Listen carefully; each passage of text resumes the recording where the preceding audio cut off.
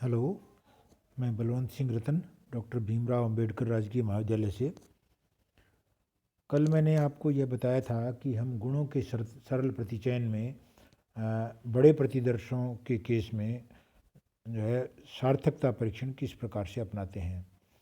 और मैंने आपको यह भी बताया था कि गुणों के सरल प्रतिचयन में हम सार्थकता परीक्षण के लिए test of number of success, test of proportion of success, test of difference of proportion between two samples and test of difference of proportions between one sample and the population, ये 4 हेडिंग मैंने आपको बताए थे कि जिस heading के अंतर्गत जो है हम सार्थकता परीक्षण करेंगे गुणों के सरल प्रतिचयन में। इसमें पहला मैं आज आपको बताने जा रहा हूँ, ये है सफलता की संख्या की प्रमाप त्रुटि।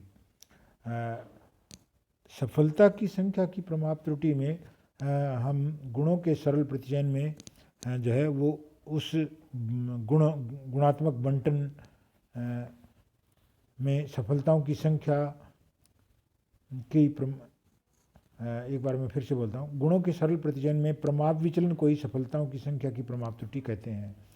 सफलता की संख्या की सार्थकता की जांच के लिए सफलता की अवलोकित और प्रत्याशित आवृत्तियों के अंतर को सफलता की प्रमाप त्रुटि से विभाजित करके आने वाले सार्थकता अनुपात की तुलना विभिन्न क्रांतिक मानों से करके इसकी सार्थकता की जांच की जाती है। जैसे अगर कभी हमें यह दिया हुआ हो कि एक सिक्का अगर हम 400 बार उछालें और वो 216 बार हेड गिरे, तो इस तथ्य की जांच कीजिए कि सिक्का सुडौल है। तो यहाँ सैंपल साइज जो है वो 400 है और हेड आने की जो प्रायिकता है पी अगर आप उसको कहो तो वो 1/2 है, और हेड नहीं आने की प्रायिकता है उस वो क्यू बराबर 1/2 है। और इस जो है सफलता की संख्या की प्रमाप त्रुटि ज्ञात करने के लिए हम जो है वो इस द्विपद बंटन का प्रमाप विचलन निकालेंगे। और ये प्रमाप विचलन जो होता है under the root n p q, n यानी सैंपल साइज, पी यानी सफलता की प्रमाप त्रुटि और क्यू यानी असफलता की प्रमाप त्रुटि। तो हमारे इस एग्जाम्पल में 400 तो एन है, पी 1/2 और क्यू भी 1/2, तो 400 गुणा 1/2 गुणा 1/2 अगर आप ये करें तो 100 का अंडर रूट आता है, 100 का अंडर रूट यानी 10। तो हमारी प्रमाप त्रुटि जो है वो 10 है। अब सफलता की जो अवलोकित आवृत्ति जो है वो हमें उन्होंने दी है कि हेड जो है वो 216 बार आया है, जबकि हमारी प्रोबेबिलिटी के हिसाब से हेड जो है वो 200 बार आना चाहिए था। तो सफलता की अवलोकित और सफलता की प्रत्याशित आवृत्ति दोनों के बीच जो अंतर जो है वो 16 का है। और इस 16 में आप सफलता की संख्या की प्रमाप त्रुटि को डिवाइड कर दीजिए तो 16/10 यानी 1.6 आएगा। और 1.6 जो है वो हमारे 100% के क्रिटिकल वैल्यू 3 से कम है। इसका मतलब हमारी H0 सही है। सफलता की अवलोकित आवृत्ति और सफलता की प्रत्याशित आवृत्ति के बीच अंतर सार्थक नहीं है, अर्थात सिक्का ठीक वैसा ही परिणाम देता है जैसा उसे थ्योरी के अनुसार देना चाहिए, अर्थात सिक्के में कोई गड़बड़ नहीं है और सिक्का सुडौल है। कई बार जो है वो हमें ये कहा जाता है कि आप सफलता की संख्या नहीं बल्कि सफलता के अनुपात की प्रमाप त्रुटि ज्ञात कीजिए। सफलता के अनुपात की प्रमाप त्रुटि जो है वो हमें सफलता की संख्या के लिए विश्वास सीमाएं बताती है, और इसके लिए हम सफलता के अनुपात की प्रमाप त्रुटि निकालते हैं। और इसका जो फार्मूला है सफलता के अनुपात की प्रमाप त्रुटि का वो है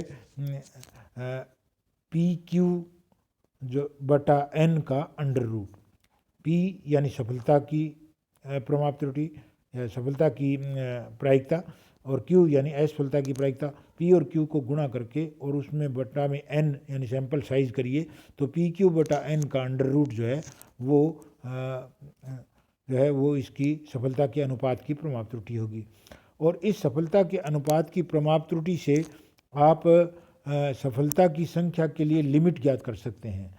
यानी आप पी में प्लस की माइनस कीजिए और क्रिटिकल वैल्यू गुणा सफलता की जो है अनुपात की प्रमाप त्रुटि, यानी अगर आपकी क्रिटिकल वैल्यू 1.96 है तो 1.96 into standard error of proportions, यदि आपकी क्रिटिकल वैल्यू 2.58 है तो 99% पर होती है जो, तो वो 2.58 को स्टैंडर्ड एरर ऑफ प्रोपोर्शन से गुणा करके आप ई में जोड़ दीजिए और ये घटा दीजिए।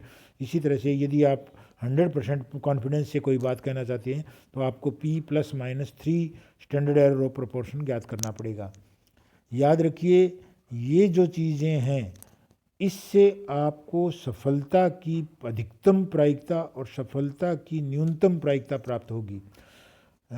यानी अगर सफलता की प्रायिकता 1/2 है तो उसमें आप कुछ ऐड करेंगे और कुछ माइनस करेंगे तो सफलता की प्रायिकता के लिए 2 लिमिट आपको प्राप्त होगी। अगर कोई आपको ये कहे कि 400 सिक्के जो है 400 बार कोई सिक्का उछालें तो अधिकतम सफलता जो है वो कितनी बार आ सकती है, तो आप यहाँ अधिकतम वाली प्रायिकता को 400 से गुणा करके जो है सिक्के में जो है 400 बार उछलने पर हेड आना कितनी बार अधिकतम हो सकता है वो ज्ञात कर सकते हैं। यानी उस प्रायिकता को आप n से गुणा कर दीजिए ताकि आपको जो है वो सफलता की संख्या की अधिकतम आवृत्ति प्राप्त हो जाए। इसी तरह से सफलता की संख्या की न्यूनतम आवृत्ति प्राप्त करने के लिए आप P-1.96 into standard error of proportion को जो है वो n से गुणा कर दीजिए तो आपको 2 सीमाएं प्राप्त हो जाएगी। तो हम सफलता के अनुपात की प्रमाप त्रुटि के द्वारा जो है वो विश्वास सीमाओं का निर्माण कर सकते हैं। आज इतना ही। थैंक यू, धन्यवाद।